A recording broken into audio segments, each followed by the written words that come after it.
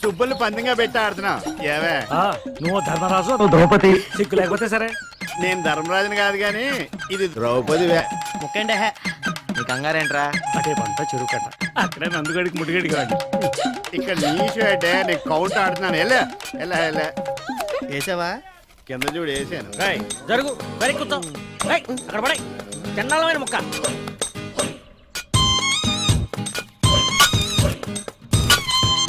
అది నాన్నగారు ఏంటి? తప్పు చేస్తున్నారు నాన్నగారు.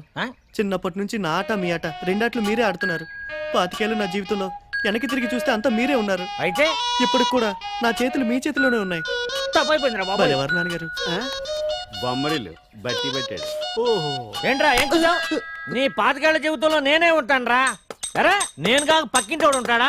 నీ కన్న తండ్రి కాదంట నేను.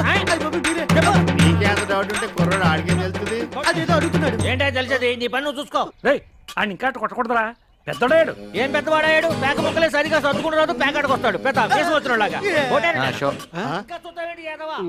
బావా మనవాడు సిటీకి వెళ్ళి మంచి ఆటగాడయ్యాడు.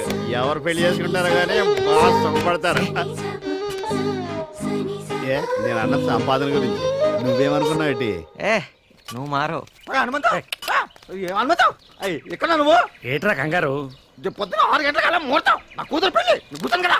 పత్రికలు చేసినప్పటి నుంచి చెప్తున్నావు, గుర్తున్నా వస్తున్నా.